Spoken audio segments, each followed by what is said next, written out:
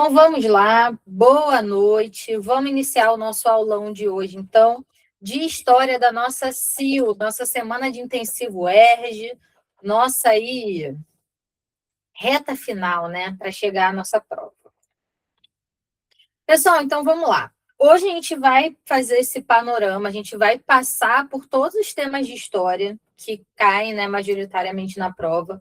Mas mais importante do que a gente pegar detalhe por detalhe, o que aconteceu em Vargas, o que aconteceu na guerra, o mais importante vai ser a gente entender como é que a banca trabalha esses temas. Eu trouxe uma questão para cada eixo temático desse que eu trouxe. Então, a gente vai fazer uma questão de imperialismo, uma questão de guerra, de mundiais, uma questão de Guerra Fria e por aí vai. E aí eu vou focar muito nessas questões que são da prova da UERJ, mas para a gente entender como é que a UERJ trabalha os textos, entender como esses temas caem na prova, tá?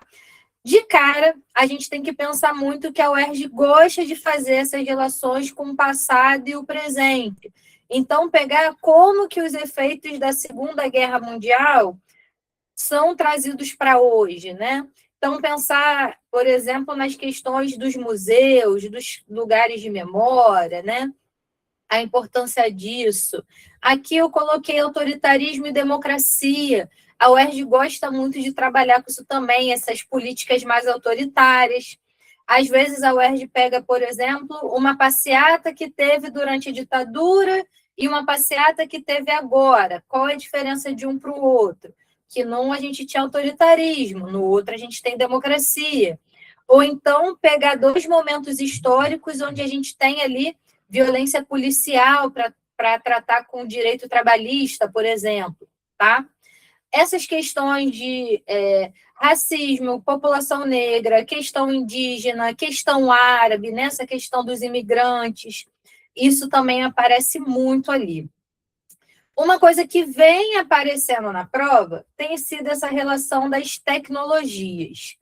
E as tecnologias aparecia muito em relação ao mundo do trabalho, né? Então, pensar nessa questão dessas máquinas que substituem o trabalho humano, mas também a gente tem essa questão das guerras. E aí destaquei na nossa aula já de ontem, né, no nosso clube do livro lá, falando na nossa aula de ditadura um pouquinho, sobre essa questão da gente ter aí o uso de drones, o uso de inteligência artificial na guerra. E isso pode ser um tema ali para o texto base, pode ser um tema até para uma própria questão ali que queira envolver essa parte de guerra de Irã, Estados Unidos e por aí vai, tá? Essas novas tecnologias sendo usadas. E a gente não pode deixar de lembrar. Que susto, uma moto passou aqui na rua. A gente não pode deixar de lembrar que a UERJ tem um posicionamento muito crítico em relação ao capitalismo, em relação às políticas de extrema-direita. Então, associar esses grupos a esse campo da desigualdade, da segregação racial, da segregação social, tá? Lembrando que hoje é o nosso aulão de história. Então, a gente vai ter um foco maior nesses períodos históricos. A nossa próxima aula de CIL vai ser de geografia. E aí, na aula de geografia, a gente trabalha mais com essa parte de mundo do trabalho, desigualdade social, desigualdade urbana, tá? Então, já vamos para o nosso primeiro tema, que é imperialismo. Aqui eu coloquei a imagem do imperialismo em si, né, do momento em que o imperialismo acontecia. Isso aqui é uma foto que se passa no Congo belga. Então, a gente tem um colonizador branco ali, né, exibindo uma criança que perdeu a mão, muito provavelmente porque praticou algum roubo, alguma coisa assim. O colonialismo do Congo belga foi extremamente violento, né, para a sociedade. E nessa foto aqui de cima, a gente tem as consequências do imperialismo. Essa é uma das coisas que mais caem sobre o imperialismo, tá? Então, a gente tem duas coisas. Que é essa questão racial. Então, a gente pensar o apartheid na África do Sul, com essa diferença, né, entre brancos e negros ali na África do Sul. A gente pode pensar no discurso racialista, né, que é esse racismo científico, ali de um darwinismo social, dizendo que os brancos são mais, né, evoluídos que os negros, são mais civilizados. Então, todo esse discurso usado para criar essa desigualdade racial. Então, isso aparece muito quando a gente fala de imperialismo ali na prova, até pensando, por exemplo, nos reflexos disso no pós-imperialismo, né? A gente tem o empobrecimento da África, a gente tem a exploração dessa mão de obra, né? A gente tem o roubo dos artefatos dessa população, tá? E, por outro lado, a gente tem as heranças do imperialismo, que é nessa foto desse barco aqui. Esse barco são pessoas fugindo de África pelo Mediterrâneo para chegar na Europa. E a UERJ gosta de trabalhar com essa temática. A gente já teve umas 3 questões que eram nesse sentido, que o grande volume de imigrantes que a gente tem na Europa hoje é herança do colonialismo.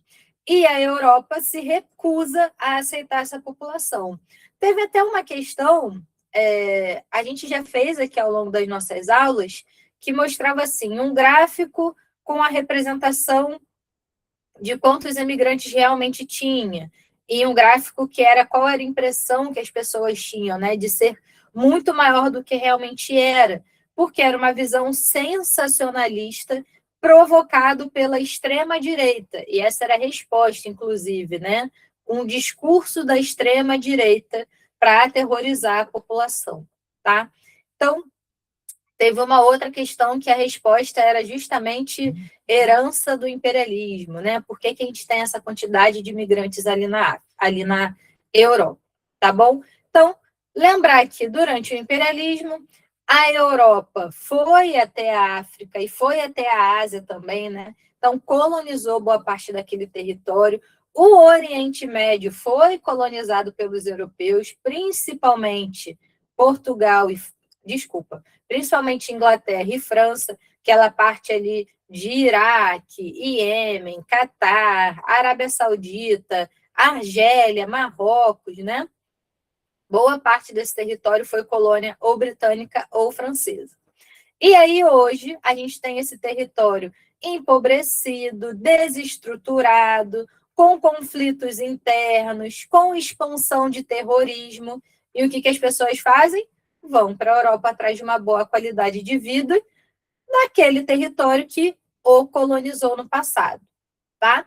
Então, esses são os pontos-chave aí de imperialismo. Alguém tem alguma dúvida, algum conceito que não conhece sobre imperialismo? Alguma palavrinha dessa que está escrita aqui? Por exemplo, essa parte de xenofobia que não saiba? O que foi a Conferência de Berlim? Tem alguma coisa aqui que vocês têm dúvida? Não? Então, vamos para a questão. Aqui, deixa eu dar um... Será que eu consigo dar um zoom? Vou falar sobre xenofobia respondendo essa questão aqui. Consegui dar um zoom. A Conferência de Berlim, ela foi esse processo onde os europeus repartiram a África principalmente de acordo com o seu próprio interesse, sem levar muito em consideração o interesse ali da África. O imperialismo e neocolonialismo é a mesma coisa, tá? São sinônimos, é o nome para o mesmo período. A gente tem o colonialismo como a primeira leva colonial, que onde a gente colonizou o Brasil, por exemplo, ali no 1500, e o neocolonialismo ou imperialismo foi a segunda leva colonial, onde a Europa vai colonizar principalmente África e Ásia, tá? E aí, a gente falou sobre aqui xenofobia. Xenofobia é o preconceito a grupos étnicos. Em geral, quando a gente fala de um preconceito voltado para a população negra, a gente vai falar de racismo. Agora, quando a gente vai falar, por exemplo, do preconceito contra árabes, do preconceito contra asiáticos, do preconceito contra nordestinos, a gente usa mais a xenofobia, tá bem? E aí a galera aqui já respondeu. Eu adoro os gatilhos rápidos. Luan e Mili vencendo como os gatilhos mais rápidos do Oeste. Vamos lá, Ana. Sim, darwinismo social é uma forma de xenofobia que usava o discurso científico. Lembrar que darwinismo, vocês veem lá na biologia, né? Essa coisa da evolução das espécies. E aí o darwinismo social, ela não é uma teoria do Darwin, tá? Ela é a teoria de um outro filósofo cientista chamado Spencer, onde ele vai adaptar essa ideia de raças mais evoluídas para pensar nas raças humanas. Mas vamos lá, existe raça humanas diferentes? Temos diferentes raças humanas? E aí, turma? Não, né? Somos todos Homo sapiens sapiens. Então, esse conceito aí do darwinismo social é um conceito mentiroso, fraudulento, tá? E aí, vamos lá. Essa aqui é uma questão que puxa mais para o imperialismo, para essa parte étnica, né? Para essa parte do preconceito. E aí fala, né, que a gente vai ter crianças negras que ficavam num zoológico para serem expostas como animais ali na Bélgica. O colonialismo belga, principalmente ali no Congo belga, com o rei Leopoldo II, foi um dos mais violentos, um dos maiores absurdos. Foi há pouco tempo considerado como um dos maiores crimes da humanidade. Por muito tempo, o Holocausto nazista foi considerado o maior crime da humanidade, mas existe esse processo, principalmente pelo pan-africanismo, né, os movimentos dos países africanos, que colocaram Leopoldo II aí nessa lista dos maiores vilões, né, da história, porque o Congo belga realmente foi de um nível de violência estratosférico, assim, né? Então, a gente tem esse caso desse zoológico com crianças negras na Bélgica. E aí, vamos lá. Na Exposição Internacional de Bruxelas, foram apresentados os resultados das ações imperialistas do governo belga na região do Congo, no decorrer do século XIX. A partir da análise do texto e da fotografia, a concepção que orientou essas ações e um dos seus efeitos para a população congolesa da época estão indicados em quê? Então, a gente quer uma motivação dos europeus, na primeira barra, e um efeito no Congo, na segunda barra. E aí, vamos lá. Vou falar para vocês sobre conceito por conceito desse aqui, porque esses conceitozinhos são importantes para o UERJ. Primeiro de todos, globalismo. Inclusive, Raquel perguntou aqui globalismo. Globalismo tem o mesmo sentido aí de globalização. Então, pensar aí uma cultura global. Uma cultura global tem a ver com a gente prender grupos étnicos em um zoológico? Não, né? Aqui na B, que Mili e Luan apostaram aqui na Bet da Beca, na B, foram em etnocentrismo. Etnocentrismo é você acreditar que apenas uma etnia é superior, é importante. E aqui no caso, os belgas achavam que a sua etnia era superior e mais importante que as outras? E aí, galera? Achavam total, né? Achavam tanto que achava que podia prender gente em zoológico. Então, etnocentrismo tá ótimo. Colaborativismo é uma prática aí de colaboração entre povos. E aqui, belgas e congoleses não estão cooperando um com o outro, né? Os belgas estão destruindo o Congo. E evolucionismo poderia até ser ali, se a gente for pensar nessa parte do darwinismo social, tá?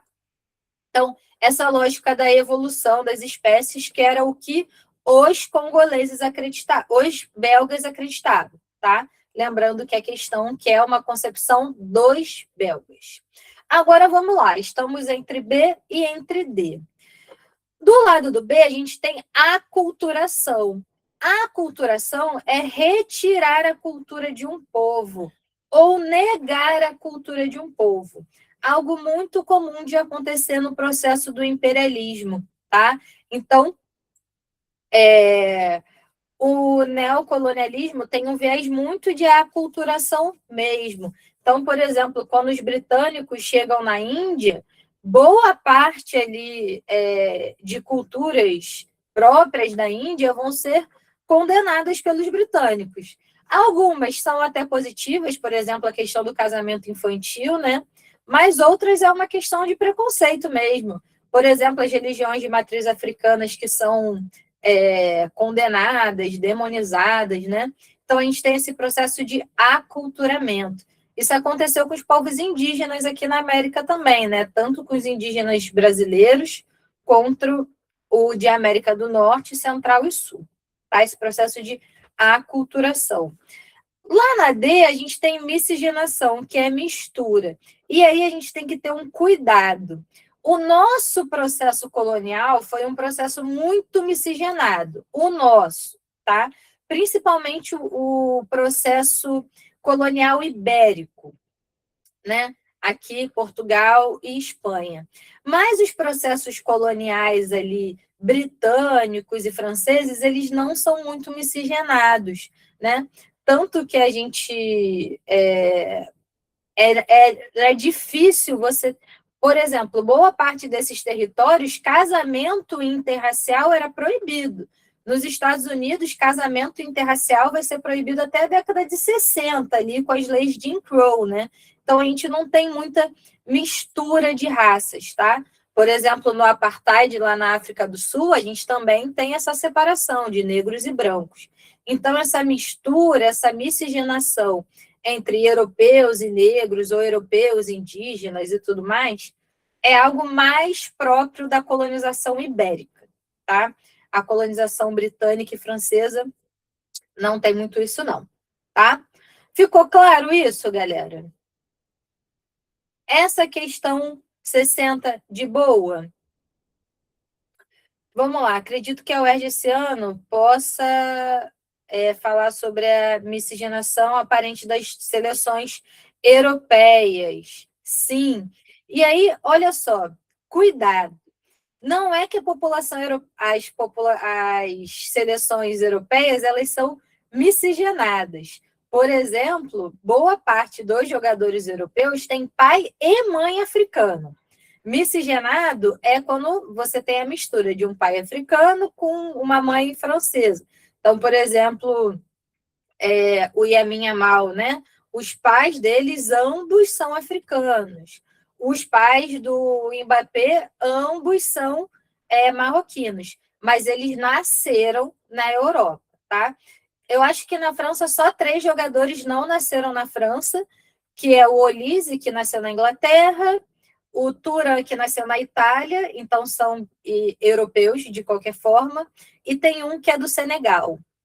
Mas os outros 2 que não são nascidos lá são europeus de toda forma.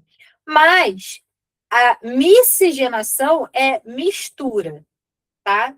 Então, aqui no caso, eles são nascidos na Europa e filhos de pais que são de ex-colônias francesas, mas não tem mistura, tá?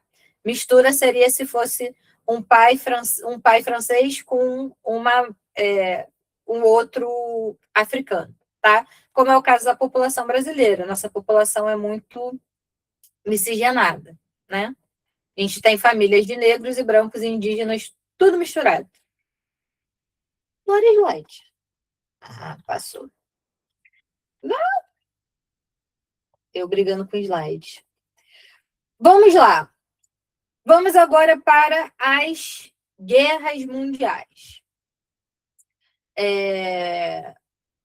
Inclusive, tem alguns, só recapitulando, alguns territórios, eles não usam o conceito de nacionalização por solo, né, que é por onde nasceu.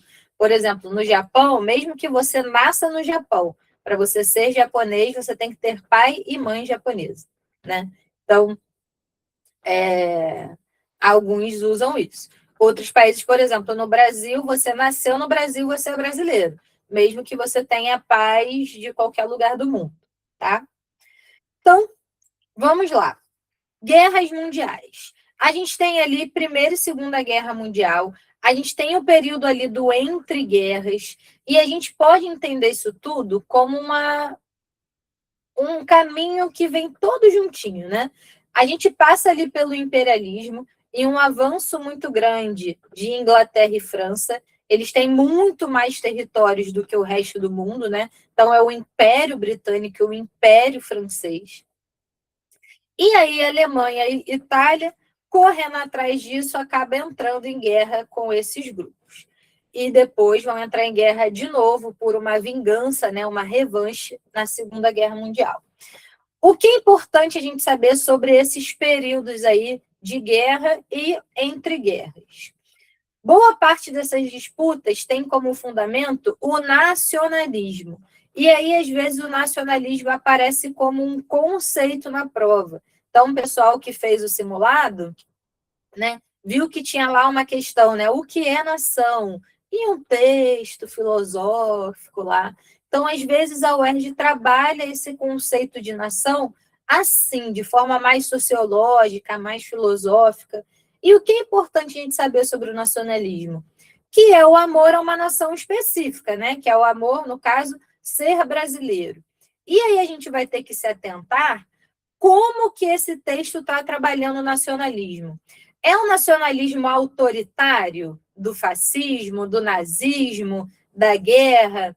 É um nacionalismo multicultural, por exemplo, o pan-africanismo, né? Que é essa ideia de união das nações africanas, ou o pan-americanismo, que é a união das nações americanas. A gente precisa ver o que o texto está falando ali.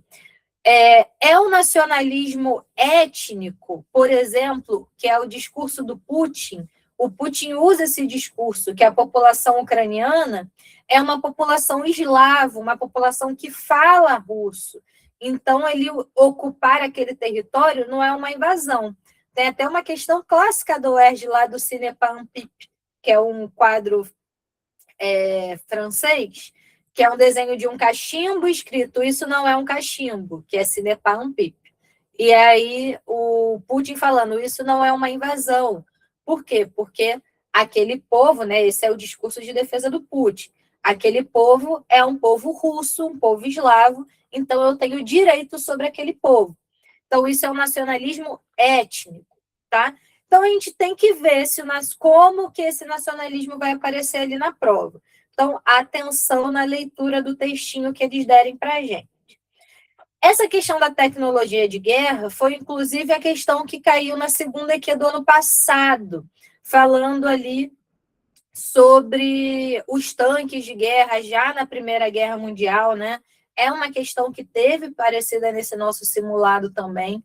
E pensar como a Revolução Industrial, primeira, segunda, terceira, hoje a gente diria que está numa quarta, como que elas afetam a guerra, né? Então, essa invenção dos tanques, dos aviões ali na Segunda Guerra Mundial, a gente teve na Primeira Guerra Mundial, na Guerra Fria, a gente já tem um avanço da terceira Revolução Industrial, né?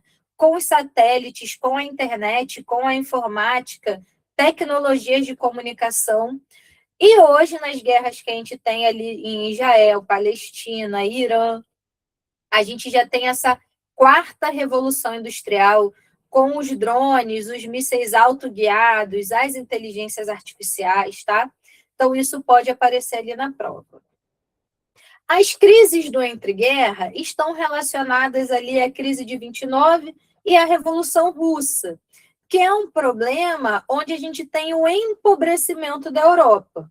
E como esse empobrecimento, essa miséria, vai levar à ascensão do nazifascismo. Né? A gente tem isso, uma população miserável, com fome, vulnerável, ela está mais aberta a esse tipo de ideologia, tá? Hiroshima e Nagasaki, né, o clássico dos bombardeios nucleares, já apareceu algumas vezes na prova, foi uma efeméride do ano passado, inclusive, e lembrar que a ONU é construída no final da Segunda Guerra Mundial, ali em 1945, e eles criam Israel, o Estado de Israel, no território da Palestina, como uma recompensa histórica pelo Holocausto nazista, tá? Então, lembrar que a criação de Israel é uma intervenção estrangeira no território palestino como uma recompensa pelo Holocausto nazista, tá?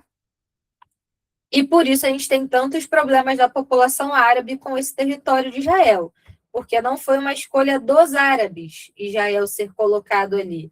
Isso foi uma escolha dos europeus, principalmente franceses e britânicos. Aqui eu já trouxe uma questão, falamos de nazismo, falamos de fascismo, e trouxe uma questão sobre Guerra Civil Espanhola.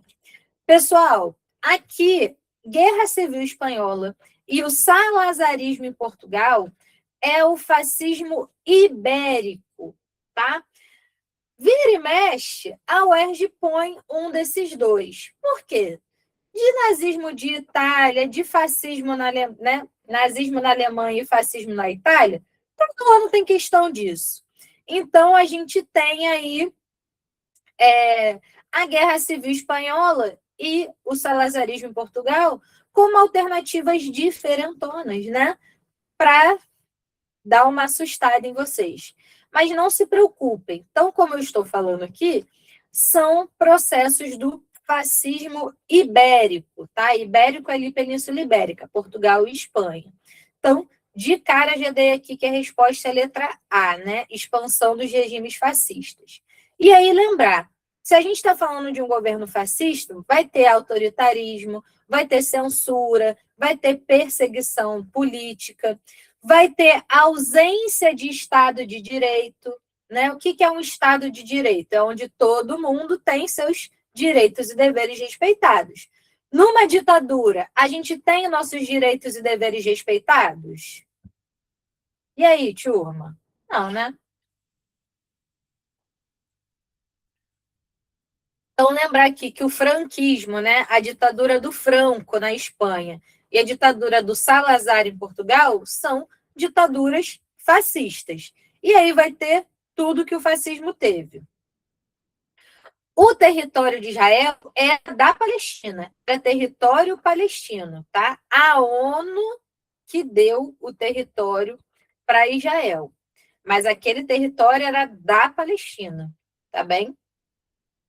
Inclusive, era um território onde a gente tinha uma convivência pacífica entre os três grupos étnicos, árabes, cristãos e judeus.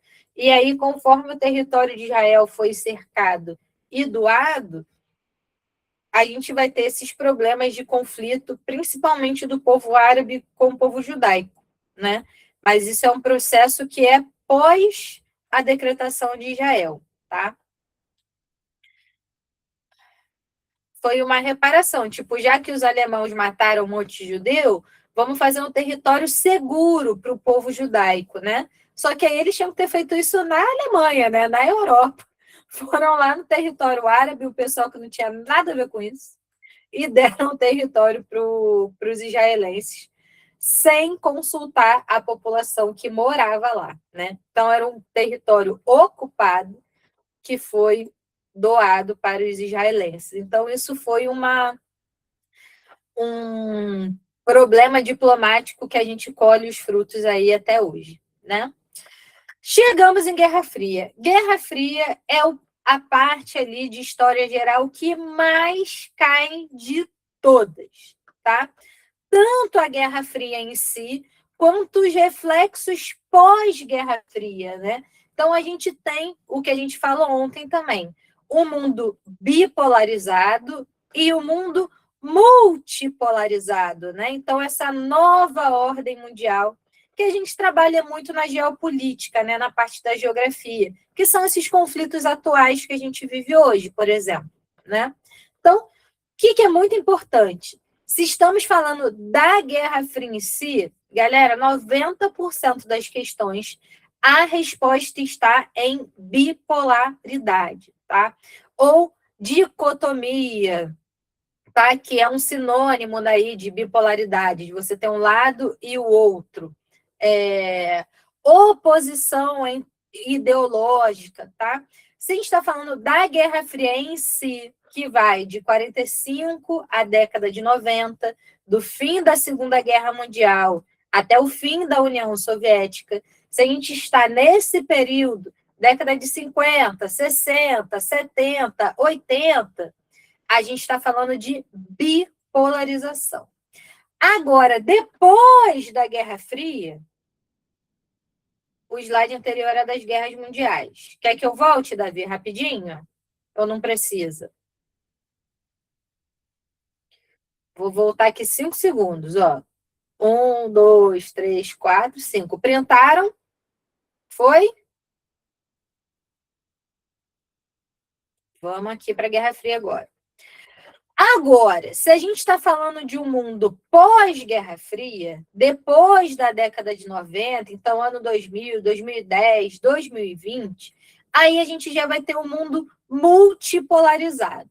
A gente pode ter reflexos da Guerra Fria, heranças da Guerra Fria, mas a gente não tem mais essa bipolaridade. Então, Rússia, na verdade, Estados Unidos e China vivem uma nova Guerra Fria? Não. O mundo hoje vive outras lógicas sociais, mas isso é um reflexo da Guerra Fria, uma disputa entre uma potência capitalista e uma potência socialista.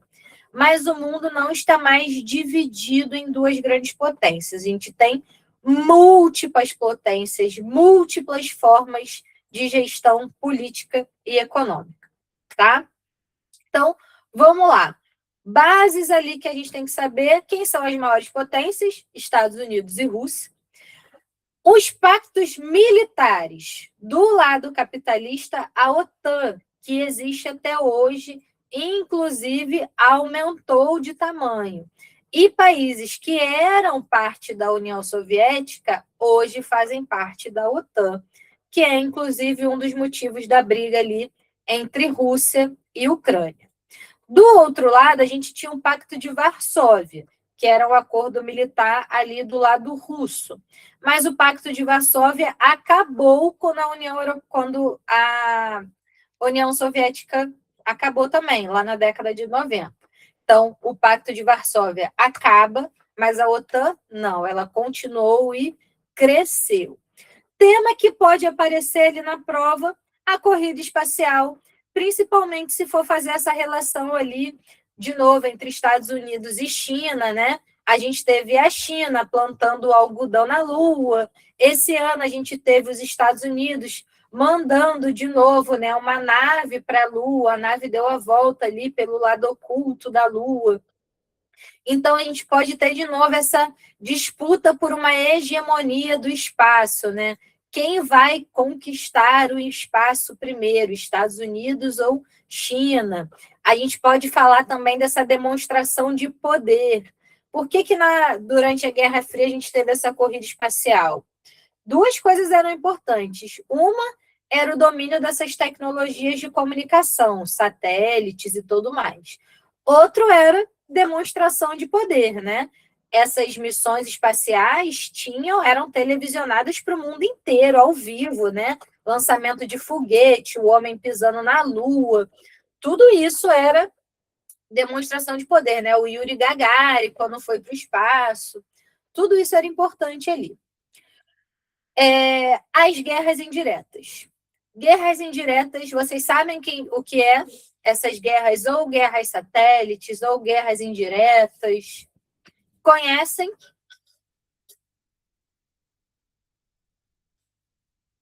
Vocês conhecem, vocês só não estão associando o nome à pessoa. As guerras indiretas são esses conflitos que a gente vai ter na Guerra Fria, mas que não são diretamente dos Estados Unidos com a Rússia. Lembrando que esse nome Guerra Fria é justamente porque um não bombardeou o outro diretamente. Mas, como o Luan colocou aqui, a gente teve Guerra do Vietnã, que foi Vietnã do Sul contra Vietnã do Norte, o Vietnã do Sul, né? Capitalista, e o Vietnã do Norte, socialista. Coreia do Sul, capitalista, Coreia do Norte, comunista. Afeganistão, a gente teve a entrada dos russos no Afeganistão, e aí os Estados Unidos vão financiar e apoiar grupos terroristas lá para expulsar os soviéticos, né? Então, todos esses conflitos que são conflitos ali entre capitalistas e comunistas. A gente vai ter Revolução Cubana, com crises de mísseis, né, que em Cuba, que a Rússia botou míssil em Cuba virado para os Estados Unidos. A gente tem Revolução Chinesa, que é uma revolução comunista também. Então, são esses processos de guerra, todos eles fortalecidos por uma grande propaganda ideológica. É só vocês pensarem quantos filmes a gente não tem ali sobre a guerra do Vietnã, quantos filmes a gente não tem de russos como super vilões e maus e cruéis. Tem um filme do Rock, que tem um lutador do Rock Balboa. Eu aqui assumindo que tenho mais de 30, olha só. Tem um filme do Rock Balboa que é contra um russo, e aí o russo, na luta, mata o amigo dele, que é o Apollo Creed, o pai do Creed, que é agora o Michael B. Jordan, né? Então, eu acho que um dos filmes desse do Michael B. Jordan novo é ele lutando contra o filho do russo, se eu não me engano. Eu não cheguei a ver todos os Creed ainda. Então, a gente tem isso. E Stranger Things, muito bom, Ana. Quem é os cientistas do mal lá? São os russos. A gente tem agora nesse filme da Marvel, né? Tem o Capitão América, que é o lourão bonitão lá, esqueci o nome dele. E tem o Estrela Vermelha, que é o russo lá do filme da Viúva Negra, que é todo gordão, barbudo, sujo, desbocado, né? Então, isso é o quê? Propaganda ideológica, tá, galera? Então, é vendendo, né, os russos como a escória da humanidade e os Estados Unidos como a super elite. E os russos também faziam isso, né? Os russos também enalteciam, né, o socialismo, as suas práticas, e os capitalistas como grandes exploradores, como, né, também o lado negro da força, tá? Então, a gente tem todas essas questões aí. Não é tão soft power. Soft power, né, que é o poder macio, seria mais ligado, por exemplo, ao poder cultural que o Brasil tem. O Brasil não tem um grande exército, não tem grande armamento, mas nós somos uma potência diplomática muito forte, né, muito cultural. A nossa cultura é muito espalhada pelo mundo. Por exemplo, o K-pop é um soft power ali da Coreia do Sul, né? Se coloca nos holofotes como uma potência que conseguiu se desenvolver economicamente. Então, isso que é mais o soft power, tá? Tá mais ligado a esse poder cultural. Essa propaganda ideológica, principalmente a gente pensando, se tem uma coisa que os Estados Unidos não é soft, né?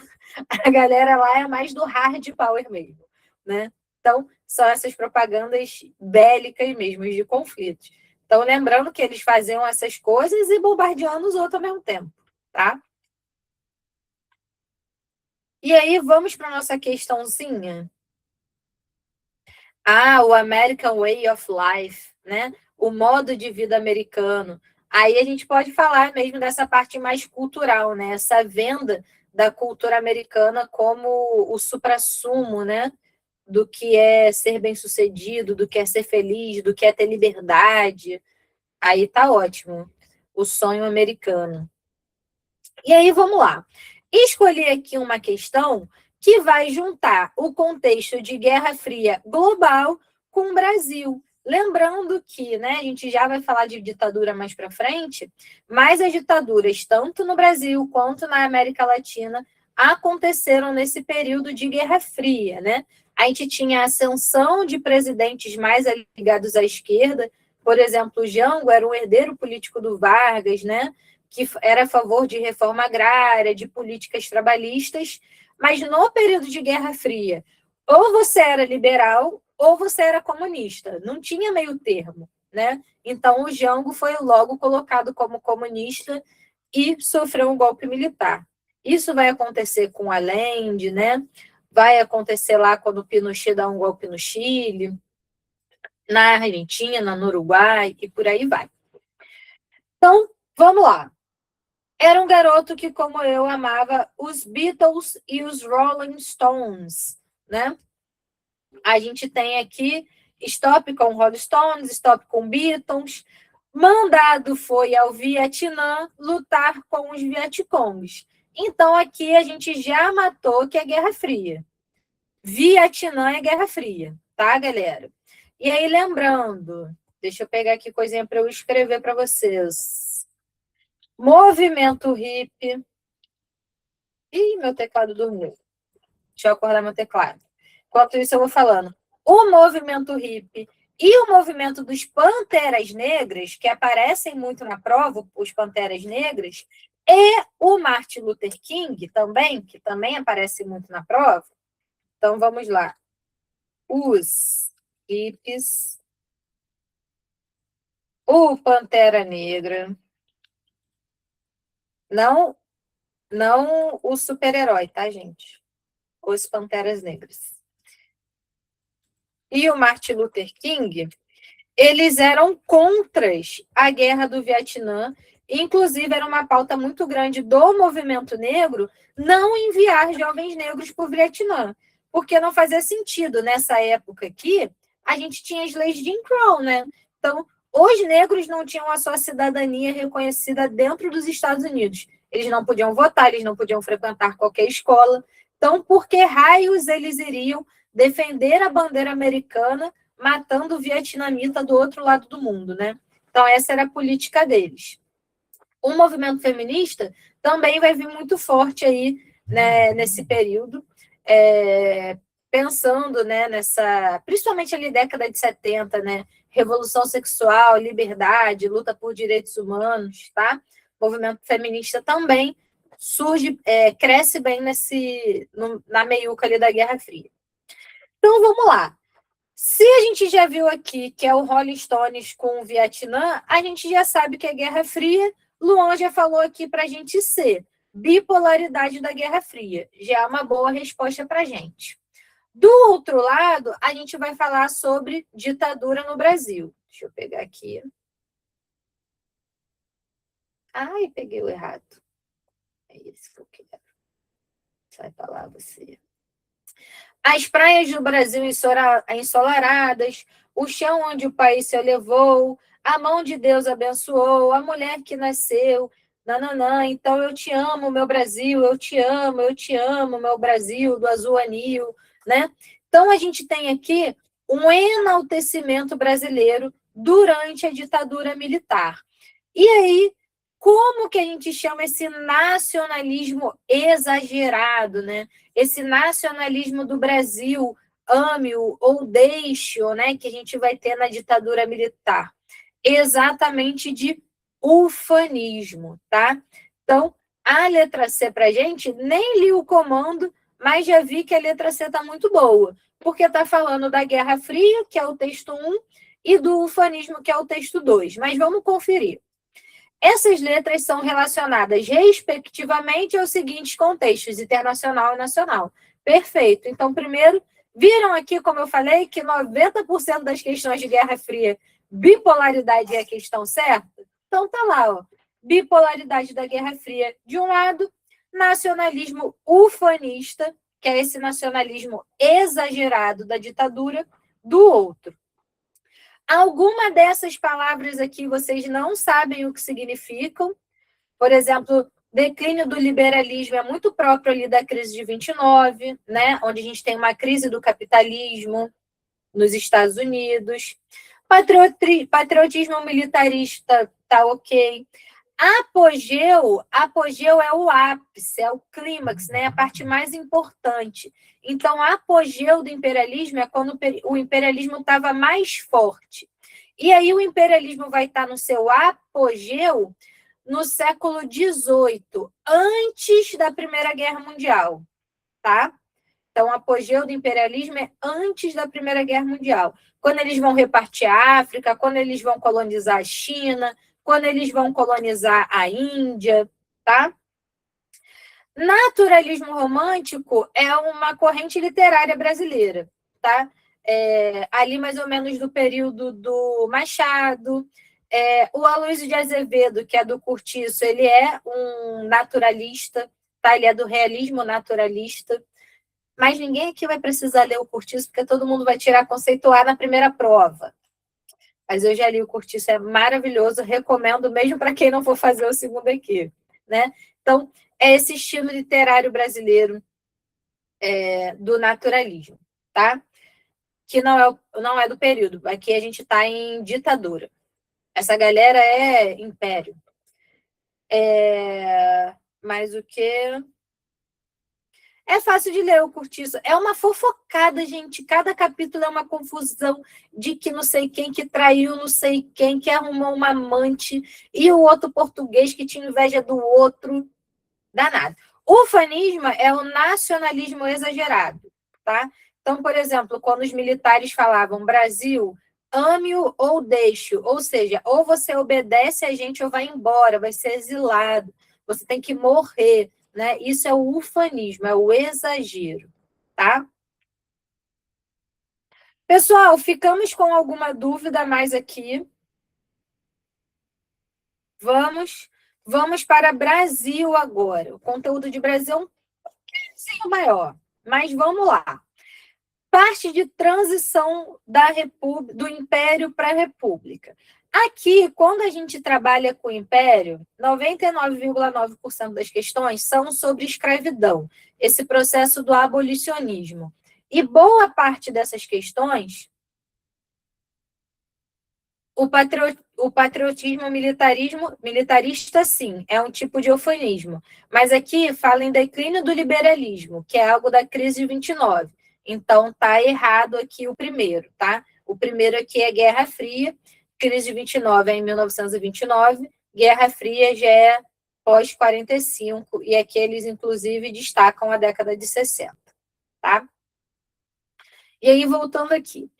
Boa parte, então, é sobre o processo ali do abolicionismo, o processo de escravidão, e aí tantos efeitos racistas, né, da escravidão no Brasil, quanto uma coisa que aparece vez ou outra ali na prova, é essa abolição incompleta da escravidão. O pessoal que vem fazendo provas antigas já deve ter se deparado com algumas questões que tem lá, né, um cartaz, a abolição não aconteceu, né? E falando sobre o trabalho escravo no Brasil.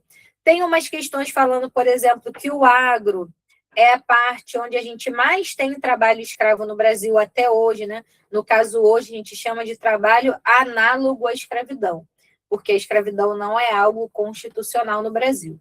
Então, é um trabalho análogo, parecido, igual, né, a um escravismo, tá? Então, em geral, quando a gente fala sobre isso. E aí a gente pode ter duas coisas. Ou falando sobre o protagonismo negro, né, sobre um movimento de luta de alguém específico, e aí pode ser tanto da escravidão em si, quanto, por exemplo, o João Cândido, que é da Revolta da Chibata, já na República, né, já fora da escravidão, mas que é uma liderança negra. Ou a gente pode falar dessa questão da exclusão social, né? Então, a abolição acontece, mas a população negra ela vai de escrava a desempregada, sem terra, sem teto, né? De um dia para o outro, né? Eles não recebem nenhum tipo de benefício. Tem, inclusive, um livro do Machado, tem um livro do Machado que ele fala sobre isso, né? Que a população, que um escravo que era escravo, e aí ele, um conto, né? E ele se liberta. E aí, como é que é o 14 de maio, né? O 13 de maio é o dia da abolição. O que é o 13 de maio para essa galera, né? Eles não têm casa, não têm teto, não têm salário, não sabe ler, não sabe escrever, não tem profissão, porque foi escravo a vida inteira, né? E aí vai para a mendicância, vai para a embriaguez, para o alcoolismo, para o suicídio, né? Então, a UERJ às vezes trabalha com essas questões ali, tá?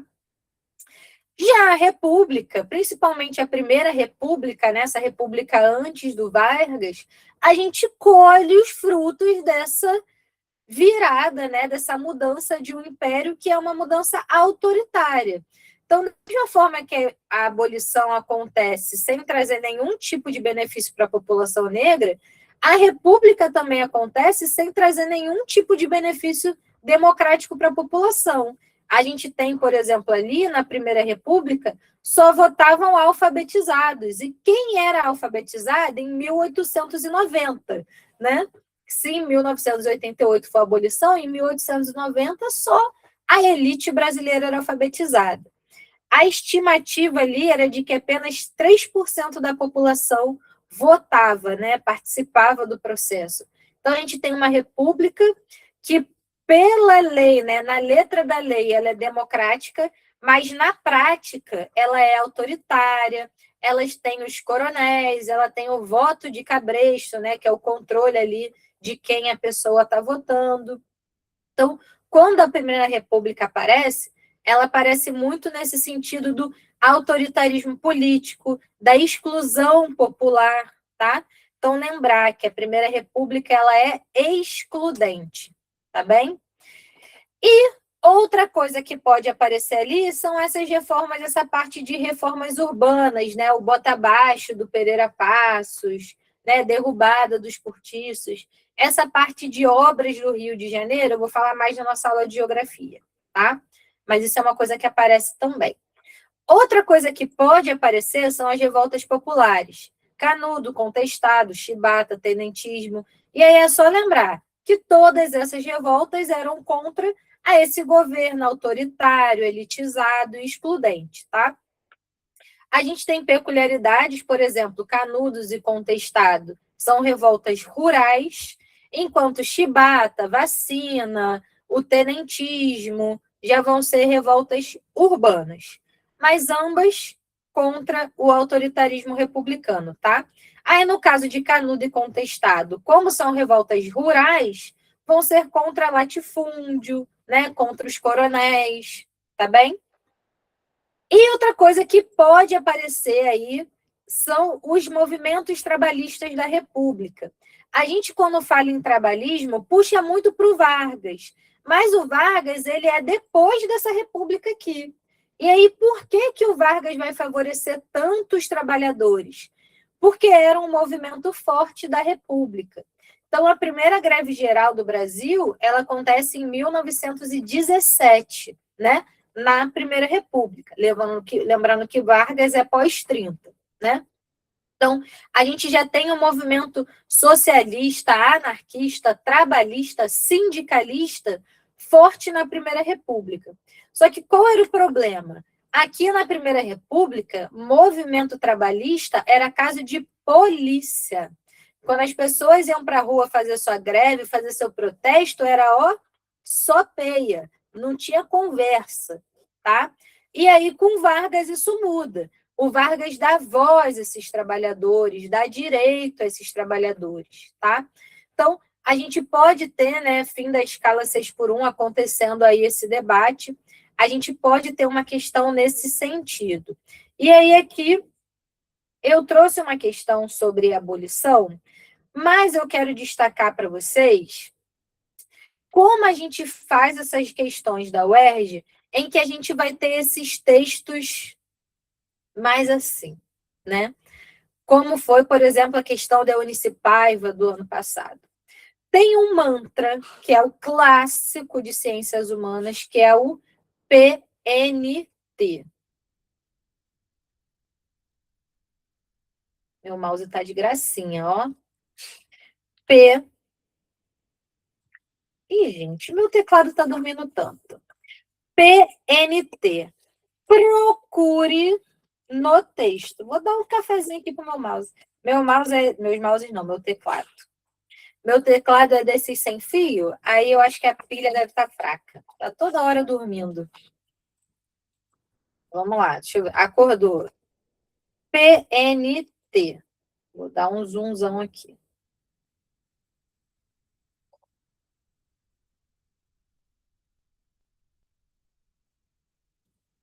Procure no texto, tá? As alternativas da UERJ, em geral, vai ter sempre duas ali que deixa a gente meio em dúvida. Lembra da outra lá da Guerra Fria, né? Tinha uma que tinha a ver, mas que a segunda já ficava fora, né? Então, sempre vão ter duas alternativas ali. Às vezes, uma faz sentido com o contexto com que a gente do que a gente está falando, no contexto geral, então a gente está falando aqui de final do Império, né? Processo de abolição. Então, pode ser que tenha uma aqui que tenha a ver ali com o contexto geral, mas a gente tem que ir na que está no texto. Então, olha só. O rapaz aqui está falando sobre o abolicionismo brasileiro. Está falando que no Brasil as pessoas... Vem cá. Está falando que no Brasil as pessoas não têm um interesse em discutir sobre isso. Então, se no Brasil vai ter abolição ou não, depende do se é interessante ou não para as pessoas manter esse tipo de comércio. E olha o que ele fala aqui nessa última frase. Acostumados a não fazer nada, os brasileiros, em geral, estão convencidos de que os escravos são necessários, como animais de carga, sem os quais os brancos não poderiam viver. Então, ele está falando que o brasileiro ele não quer abolir a escravidão porque o brasileiro está acostumado a não fazer nada. Tá? Então, vamos lá. Naquele contexto, de acordo com o diplomata americano, ou seja, de acordo com o que está aqui no texto, qual é o motivo, né, que leva à resistência e abolição do tráfico de escravos aqui? Vamos lá, galera, coloca aqui no chat para mim.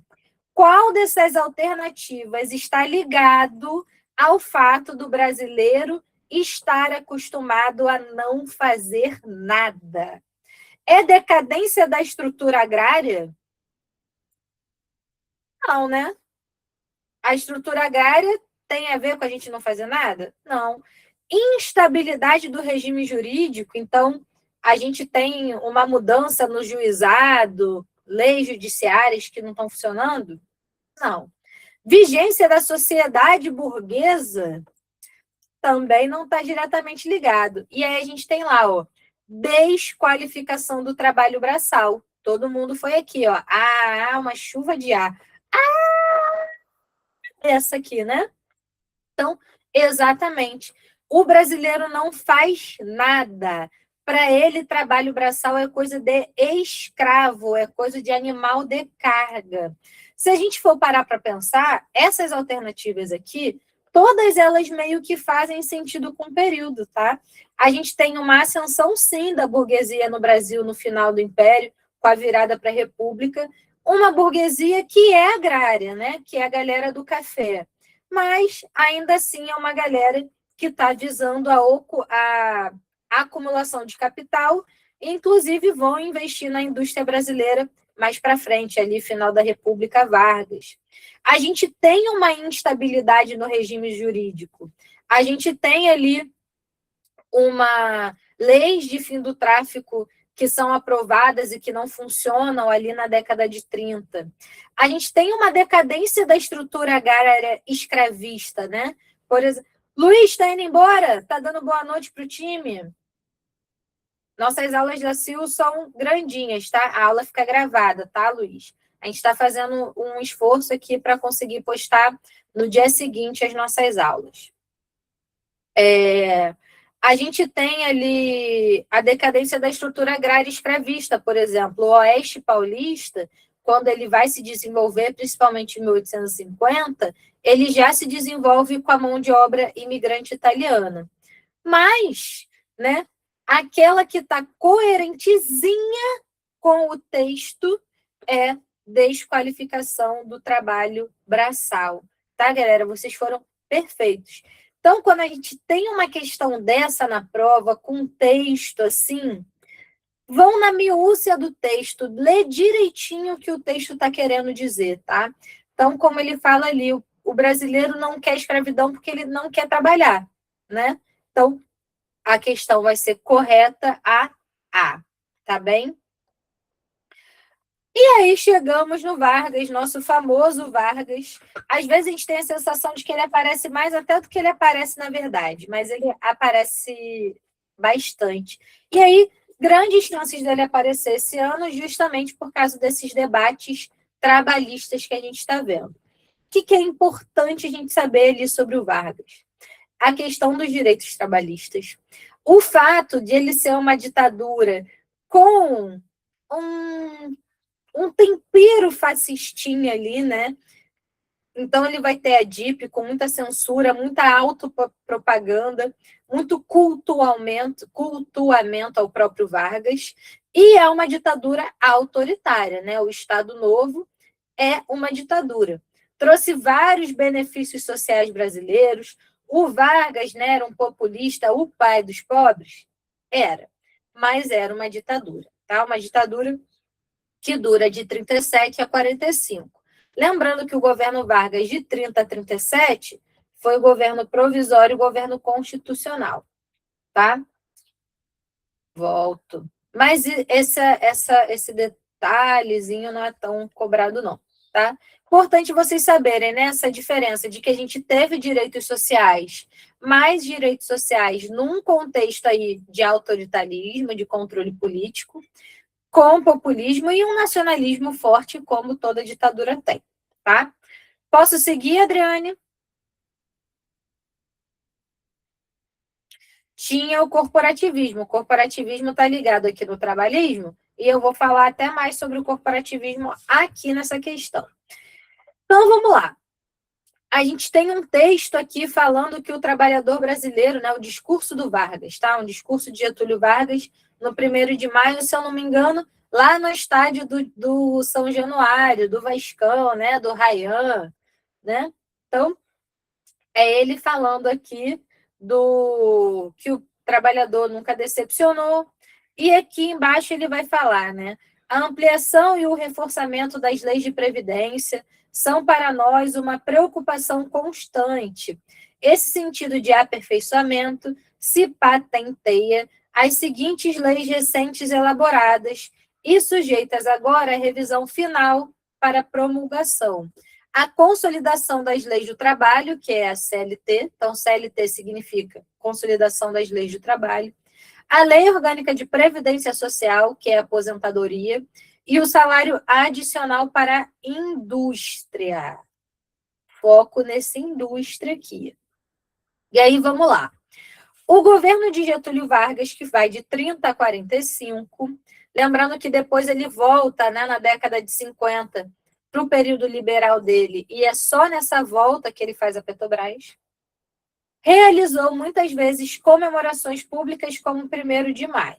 E aí, esses objetivos, né, os objetivos centrais da política trabalhista, esses objetivos viabilizaram os seguintes resultados. Então, o que a gente teve no governo Vargas?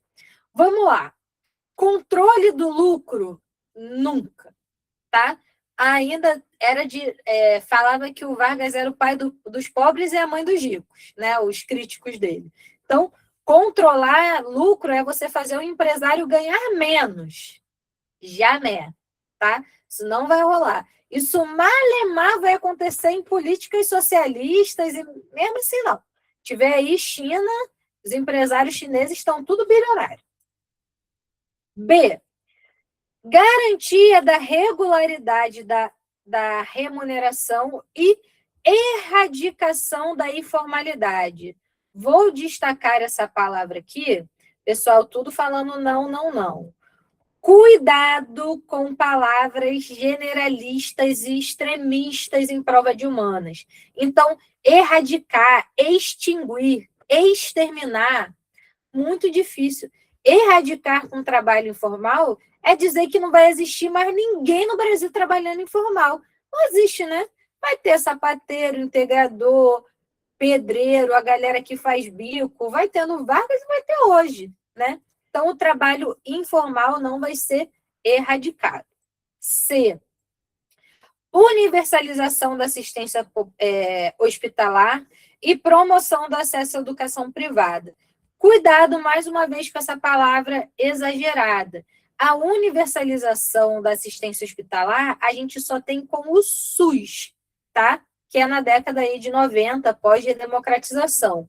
Aqui no Vargas, a gente até vai ter sistemas de previdência, né? De atenção à saúde, de cuidados à saúde, mas o SUS, que é o Sistema Universal de Saúde, é redemocratização, tá? E aí fica para a gente a D, regulamentação estatal dos sindicatos. É aqui que mora o corporativismo, que é essa ligação entre o Estado e o movimento trabalhista. Então, a gente tinha sindicato no Vargas? Tinha, mas era sindicato controlado pelo Estado. Então, vai ter direito à greve? Não. A galera, se ela quiser fazer um movimento contra o Vargas, pode? Não. É uma ditadura, tá, galera? Então, esses direitos são concedidos, mas com controle do Vargas. E aqui, concessão de benefícios para o... Foi-se embora. Concessão de benefícios para o operariado urbano. Lembrando que a CLT não serve para o trabalhador do campo no período Vargas. Já vi questão de pegadinha com isso, botando lá regulamentação do trabalho rural. No Vargas, não. O trabalho rural só vai ser regulamentado ali na ditadura, mas mais fortemente em redemocratização, tá? Então, a CLT era trabalhador do campo. Olha, trabalhador urbano. Aqui no texto, ó, salário adicional para a indústria. Então, para o operariado urbano, tá? Ficou alguma dúvida aqui, turma? Alguma palavra que vocês não conhecem? Seguimos. Olha como eu saí rabiscando tudo. República Liberal. Dei um destaque aqui para o JK e para o Jango. O Jango, dos presidentes da República Liberal, é o que mais aparece, porque é o presidente que sofre o golpe de 64. E aqui, o JK, a gente viu o pessoal que fez o simulado, né? O pessoal do Clube Pago, que fez o simulado, viu lá uma questão onde eu falo, né, do relatório que saiu sobre a investigação do JK ter sido assassinado pela ditadura militar. Ele morre num acidente de carro, e aí que pode ter sido um acidente provocado ali pela ditadura. Então, a gente tem esse destaque para esses dois rapazes aí. E aí, o que é importante a gente saber dessa nossa República Liberal? A República Liberal acontece num período de Guerra Fria. Então, muitos problemas que a gente vai ter ali são por causa desse contexto. Então, quando Vargas, que é da República Liberal, né, ele é eleito ali na década de 50, quando Vargas cria a Petrobras, ele expulsa a Standard Oil americana do Brasil. E aí esse slogan, né, do petróleo é nosso, é uma briga entre o Vargas e os Estados Unidos. E aí dá para brigar com os Estados Unidos no meio da Guerra Fria, galera? E aí? Não dava, né? E aí a gente vai ter o Vargas, que era idolatrado e cultuado no seu período de ditadura, né? Que acontece ali antes e durante a Segunda Guerra Mundial, no contexto de Guerra Fria, vão falar que o Vargas é até comunista. Então, o homem vai de fascista para comunista, né, em 10 anos, 5 anos.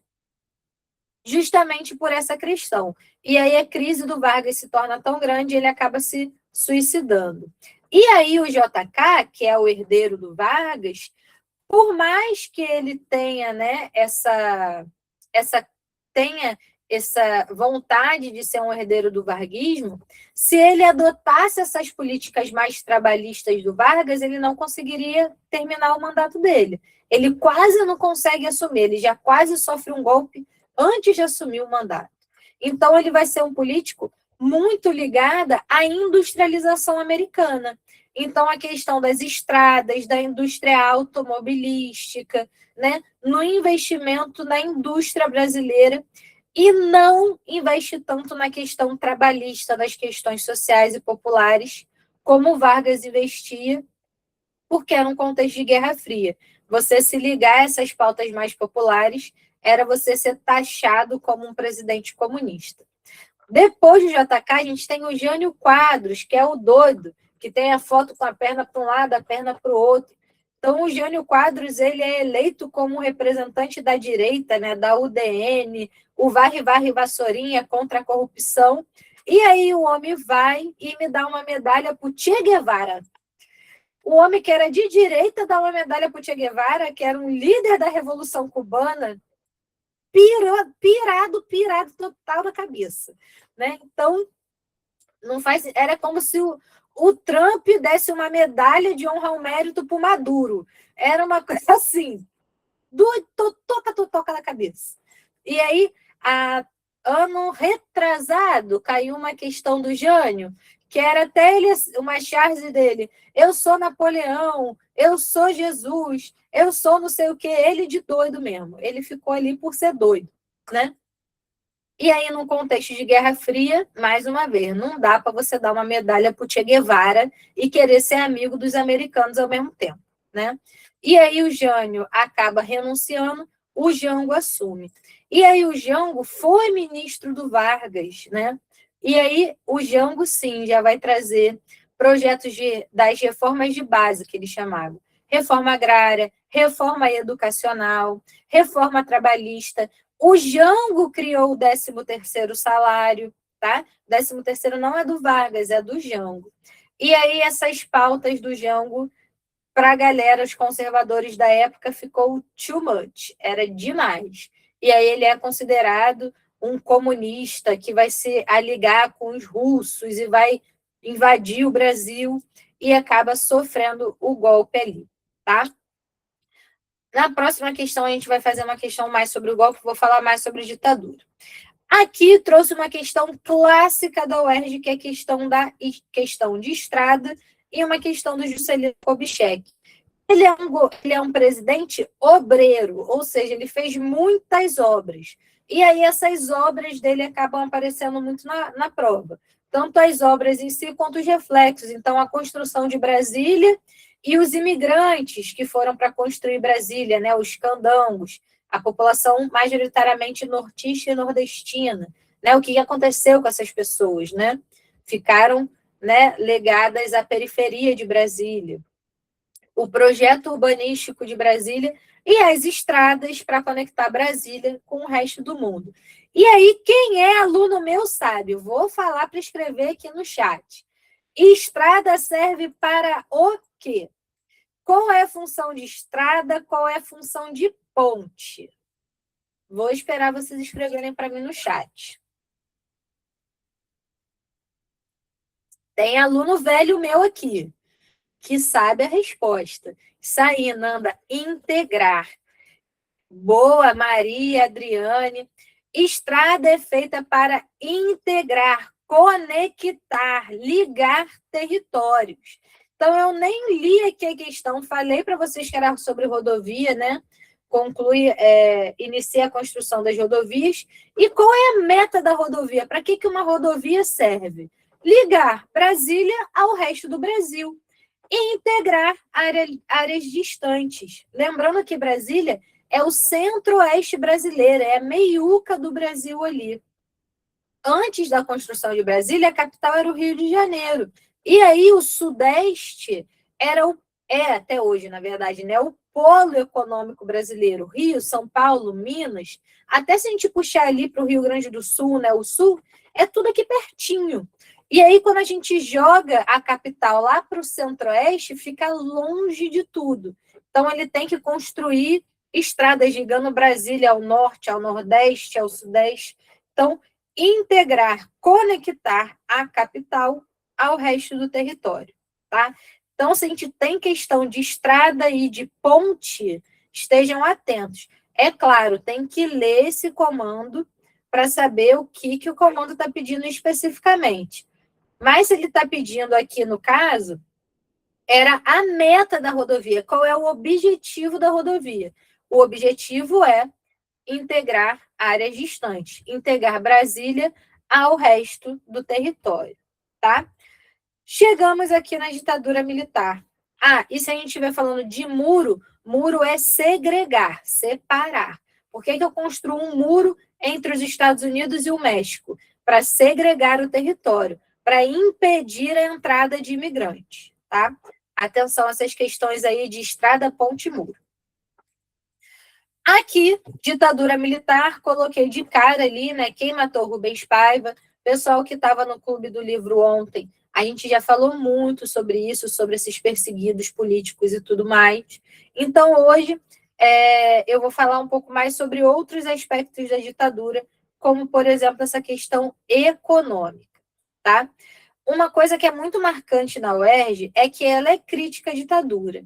E uma das coisas que as pessoas falam de bem da ditadura é o milagre econômico, né? Esse processo que a gente teve uma alta grande do PIB brasileiro. Mas a UERJ, a gente sabe que é uma prova analítica e crítica. Como que esse aumento do PIB brasileiro aconteceu? Aconteceu com uma super concentração de renda. Então, a gente tem o aumento do dinheiro, mas esse aumento do dinheiro concentrado na mão de poucas pessoas. A gente já vai fazer uma questão exatamente sobre isso e eu falo um pouco mais. As leis da ditadura que caem, as principais são o AI-2 e o AI-5. O AI-2 é o ato institucional que é a lei, né? A lei é assinada pelo próprio presidente, sem passar pela aprovação do legislativo. O ato institucional número 2 é aquele que vai regulamentar a estrutura política brasileira. Então, a gente vai ter o bipartidarismo, a gente só vai ter 2 partidos, Arena e MDB. Então, PT, PSDB, tudo isso vai morrer, vai ser excluído e só vai existir a Arena, que era o Partido dos Militares, e o MDB, que era a oposição possível civil. Lembrando que na ditadura existia perseguição e cassação política, então não dava para ser uma super oposição. E o AI-5, que é o ato institucional de aumento da repressão. Ele acaba com habeas corpus, ele aumenta o poder do executivo para caçar mandatos, para perseguir as pessoas. Então, em geral, quando a gente fala ali de censura, de tortura, de repressão, se destaca o AI-5, tá? Lembrar também que o processo do fim da ditadura, né, o processo da redemocratização, foi lento. Eu também falei sobre isso ontem, né, essa abertura lenta, gradual e segura. Segura para quem? Para os próprios militares, né? Existia um medo ali no governo Figueiredo que, quando a ditadura acabasse, os políticos brasileiros fossem perseguir os militares, né? Então, eles usaram essa estratégia, inclusive com a anistia. A lei de anistia vai beneficiar os presos políticos, os exilados, mas também vai beneficiar os próprios militares, tá? Direta já. Lembrar que direta já, ela foi positiva, porque realmente a gente tem abertura para um governo civil, mas ela não é 100% bem-sucedida. Porque, como o próprio nome da manifestação já diz, eles querem a eleição direta para o presidente. E o primeiro presidente eleito, que é o Tancredo Neves com o vice Sarney, ela é feita por eleição indireta.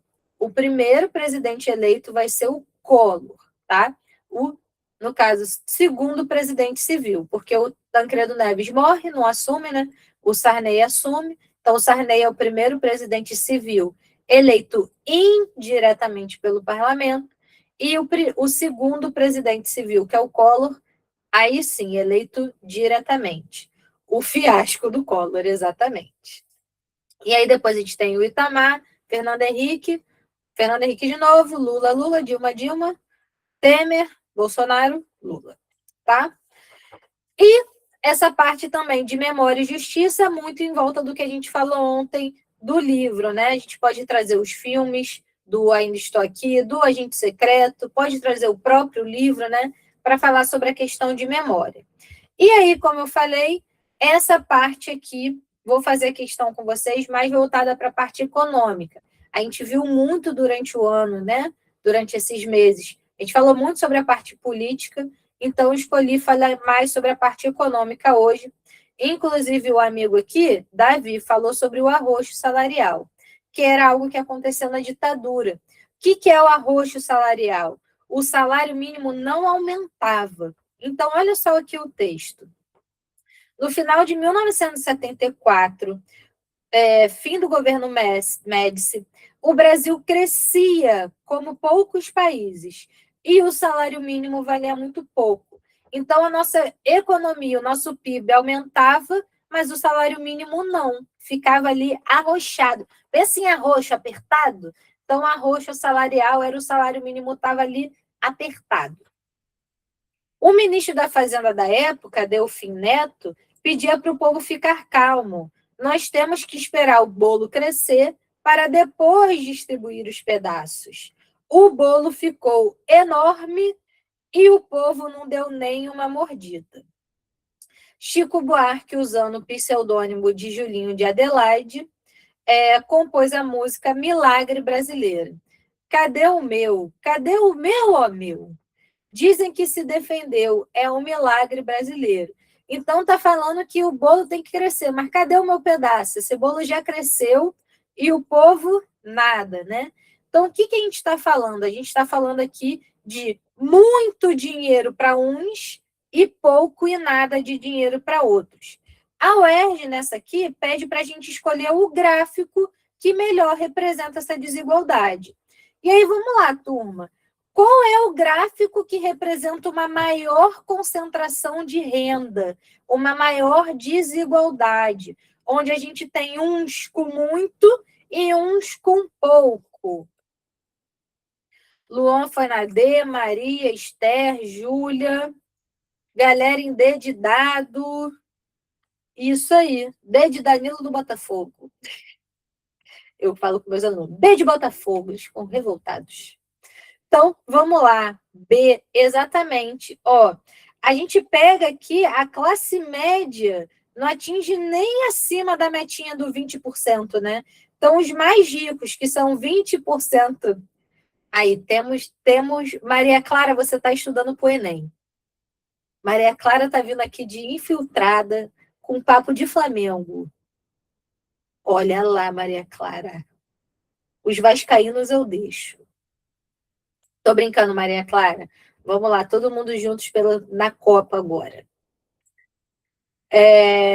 D. A gente tem aqui 20% da população com 65% do dinheiro, ou seja, o bolão, ó, todo para eles. Enquanto o resto da população, muito pouco dinheiro, né? A população mais pobre concentrando ali 2% do PIB só. Então, a gente tem aqui essa desigualdade muito grande, já até o primeiro. Esses outros aqui, a gente vê que não tem uma diferença muito grande, né? Do primeiro para o segundo. Aqui a gente tem um pouquinho mais, mas não tanto. Já aqui a gente tem essa desigualdade grandona, tá? Pessoal, nossa aula de hoje terminou por aqui, tá? Uma boa prova para vocês domingo, mas a gente ainda se vê de novo na sexta-feira, também às 7 horas. Vamos falar de geografia e lá a gente vai falar mais sobre as atualidades, sobre essas guerras, geopolítica, questão urbana, tá? Então, aí, parte de história a gente falou mais do passado. Na de geografia a gente vai falar mais do presente, tá bem? Um beijão para vocês. Vou falar um pouquinho sobre clima também. Lembrando que o enfoque a gente vê o que mais cai, né? E aí, essa parte de geografia física, ela cai menos, então podem relaxar. A galera que vê um mapa se desespera, geral é uma questãozinha só quando cai. Fiquem tranquilos, tá? Beijão para todos. Bom resto de semana aí. Boa semana de intensivo ERG. Sexta-feira a gente se vê. Tchau, tchau.